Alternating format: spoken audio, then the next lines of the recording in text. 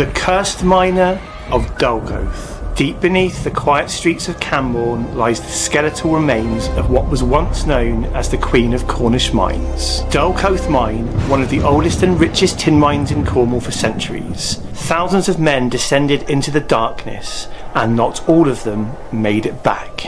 Some say one of them never left at all. Dolcoath Mine was one of the deepest and most dangerous mines in Cornwall. Over its centuries of operation, hundreds of miners died in collapses, floods and explosions. Today, Dolcoath Mine is abandoned, but something still walks its depths. Miners who explored the tunnels after the closure claim to hear footsteps echoing in shafts that had caved in long ago.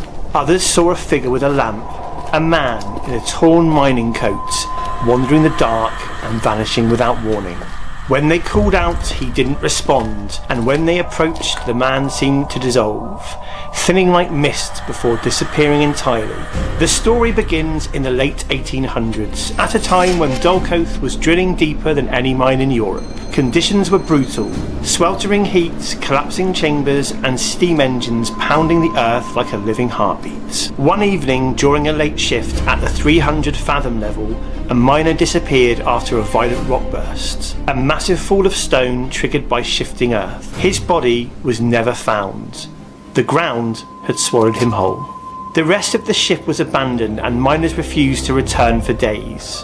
When they finally did, they reported hearing a sound in the dark.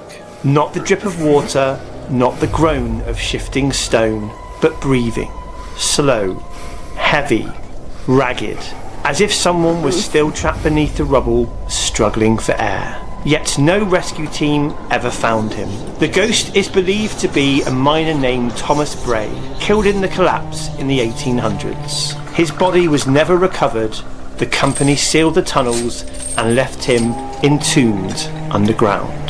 Dolcoath Mine was notorious for poor safety conditions, and Thomas Bray was a real miner known to have died in a cave-in. Legends grew after the mine's closure, when explorers and historians reported strange voices and lantern light deep in the sealed tunnels. Local folklore says the cursed miner remains trapped underground and not out of malice, but because he never stopped trying to find his way home. Some believe he still wanders the flooded tunnels, lantern in hand, searching for someone to hear him, to see him, to finally help him out of the darkness.